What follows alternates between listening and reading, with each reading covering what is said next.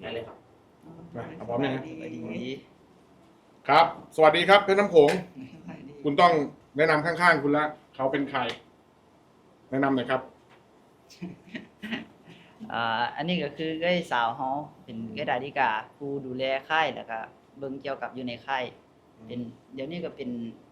โค้ชนำ เป็นโค้ชด้วยแต่คุณพูดถึงเขามากเลยนะโอเคงั้นผมอยากจะขอถามดาครับเป็นไงบ้างครับรู้สึกว่าก่อนหน้านี้เพชรน้ำโขงก็แพ้หลายๆไฟท์จนหลายๆคนก็คิดว่าจะไม่ได้กลับมาแล้ว ทำไมยังเอาเพชรน้ำโขงกลับมาครับ มั่นใจตรงจุดไหนครับ โดยที่จริงแล้วนะหลังจากไฟล์ล่าสุดในวันของเพชรน้ำโขงช่วงเดือน2วันที่7เดือน2นี่ ครับ ทางวันลุมพินีก็ได้ท้าบทามขึ้นรายการให้เฮาในเดือน5ของปี2025อันแต่พวกเฮาได้ปฏิเสธไป เพราะว่าตู่เราเองหันบ่มีความมั่นใจในตัวเอง แล้วก็อยากจะกลับไปสร้างความมั่นใจให้ตัวเองก่อนบัดนี้หลังจากที่เพิ่นสามารถเฮ็ดตัวนั้นได้แล้วนะ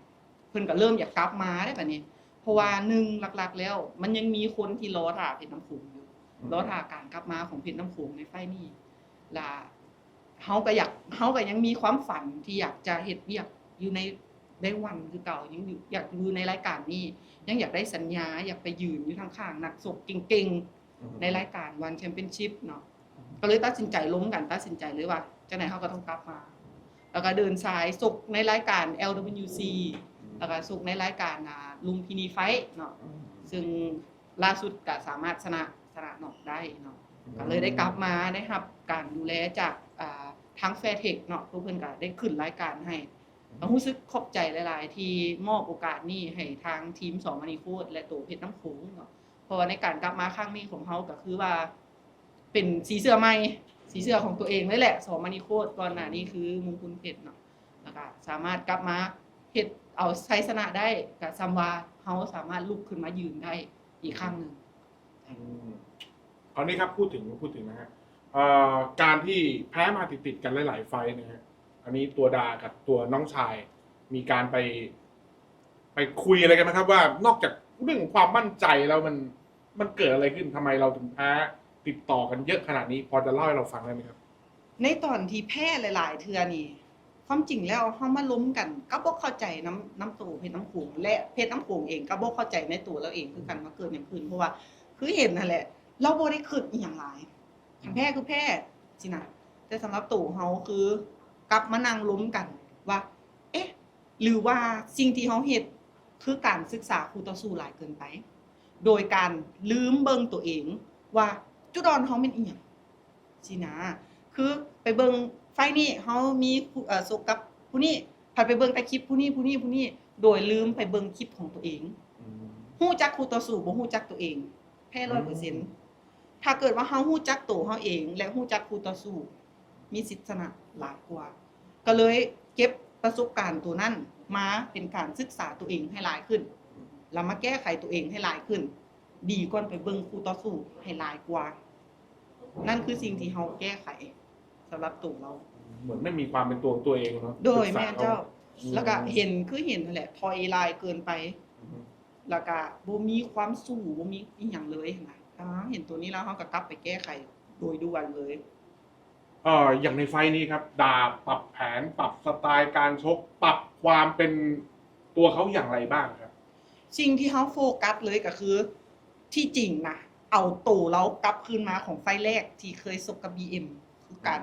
หิวกระหายความสนะอันนี้คืออย่างแรกที่เฮาป้อนให้ตัวนักกีฬาว่าเฮ้ยเฮาต้องหิวกระหายจุดนี้เฮาต้องกลับมายืนอยู่จุดเก่าให้มันได้แล้วถามว่าปรับอย่างไรบ่กับบ่ได้ปรับหลายแค่บอกให้เดินแล้วก็มีเฮาได้เรียนจากครูฝึกคิกบ็อกซิ่งจากอังกฤษแน่น้อยหนึ่งเนาะก็เลยมีการเสริมลูกความไวได้ตืมอีกซึ่งยังจะได้ไวกว่านี้อยู่แต่ลูกนั่นคือสำคัญแฮงสำหรับเพชรน้ำโขงก็คือการออกอาวุธที่ไวขึ้นยังขาดการตัดสินใจอยู่ตรงนี้เดี๋ยวเขาต้องได้กลับไปแก้ไขน้ำการตืมแล้วก็ออกอาวุธให้ต่อเนื่องตืมอีกนั่นอาจจะเป็นข้อที่เขาอาจจะต้องพัฒนาและปรับปรุงให้ ให้มากยิ่งขึ้นนะครับคราวนี้ครับเท่าที่ผมจำได้เนาะช่วงที่เขาแพ้บ่อยๆเนี่ยเหมือนโลกโซเชียลค่อนข้างจะวิพากษ์วิจารณ์เขาค่อนข้างจะรุนแรงมากแน่นอนครับเราถ้าเราโดนเองเราคงจะรู้สึกแย่ผมคิดว่าถ้าเกิดตัวของเพชรน้ำโขงโดนก็คงจะแย่เหมือนกันตอนนั้นเขาเป็นยังไงบ้างครับต้องฮิวใจกันยังไงบ้าง สำหรับเพชรน้ำโขงแล้วนะสิ่งที่เขาเฮ็ดก็คือเขาบอกเลยว่าบ่ให้อ่านคอมเมนต์อยู่ใน Facebook แต่คนที่อ่านเป็นเขาโอ้รู้สึกดาวหลายคือบ่ออกเลยถ้าเกิดว่าเพชรน้ำโขงได้ไปอ่านถ้าเพชรน้ำโขงได้ไปอ่านทุกข้อความพวกนั้นจะรู้สึกยังไง จะต่อยกันแล้ว เพราะว่า แล้วความรู้สึกเราตอนนั้น กะโอ้คนทับถมเขาได้ป่านนี้คุณบอนะนอกจากขอความแล้วมันยังมีคนที่แบบตั้งใจโจมตีเขาเลย ซึ่งในตอนนั้นสิ่งที่มันกินใจเขาหลายที่สุดก็คือมีคนเว้ากับเพชรน้ำโขงแล้วว่าอย่าฟังเอื้อยหลายเด้อฟังเอื้อยเดี๋ยวดับก่อนดังคือเป็นสิ่งที่แบบแทงใจเขาแหงเขาบ่ดีปานนั้นคุณบอเขาบ่มีความสามารถที่จะพาเพชรน้ำโขงไปฮอดฟังฝันได้เลยบอด่าดาวแหงตอนนั้นรู้สึกแบบท้อใจแหงแต่มีหมู่มาแนะนำเนาะหมู่มาแนะนำว่าแม่นว่าแม่นว่าดาริกานี่บ่มีความรู้เรื่องมวยหลายแต่เพิ่นก็บอกว่าดามีความพยายามแล้วถ้าเกิดว่าดาพยายามได้เพชรน้ำโขงก็ต้องไปได้ฉะนั้นแล้วให้สู้ต่อไปเพราะว่าถ้าเกิดว่าดาเป็นจังซี่น้องๆในค่ายโดยเฉพาะตัวเพชรน้ำโขงผู้ที่ยังมีความฝันและฝากความฝันไว้กับดาเขาจะเป็นจังไดต้องเฝ้าลุกขึ้นให้ได้ในตอนนั้นก็เลยคิดได้เลยว่าโอ้ต้องไปต่อใช่ไหมเฮาบ่ควรเก็บคอมเมนต์หรือคำที่ว่าเขาเว้าติให้เฮาเอามาใส่ใจเอาให้เป็นแรงผลักดันดีกว่าก็เลยตัดสินใจเลยกับเพชรน้ำโขงไปเฮาไปต่อดาครับถ้าพูดถึงตอนนี้ตัวเพชรน้ำโขงในมุมมองของดาเนี่ยเขาได้สักกี่เปอร์เซ็นต์ในช่วงที่ดีที่สุดครับตั้งแต่เปลี่ยนค่ายมา2อันนี้โคตรครับโอ้ตอนนี้ยังบ่ฮอด 50% เลยยังดีได้กว่านี้หลายเพชรน้ำโขงยังมีความสามารถในการ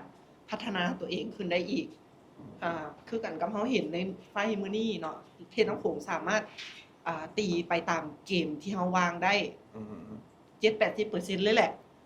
ถ้าเราได้ซ้อมในสไตล์ที่เฮาวางโปรแกรมออกมาใหม่ซึ่งมีหลายๆสิ่งหลายๆองค์ประกอบนํกันวิทยาศาสตร์การกีฬาก็มีที่เฮาเอามาอยู่ในโปรแกรมของเฮาถ้าเราสามารถไปต่อได้นี่ก็คือเพชรน้ำโขงยังไปได้อีกไกลผมขอถามเพชรน้ำโขงเป็นไงครับเห็นความตั้งใจและพยายามของพี่สาวคุณแล้วคุณรู้สึกยังไงบ้างครับก็รู้สึกก็ดีเลยแหละเพราะว่าเพิ่นก็ได้แบบทุ่มเทมาเพิ่นก็ได้ทุ่มเทเฮ็ดกับพวกเฮาน้องๆอยู่ค่ายแล้วก็เสียสละเวลาลุกมาเบิ่งช่วงเช้าก็เสียสละเวลามาเบิ่งพวกเฮาซ้อมแรงมากก็มาคุมซ้อม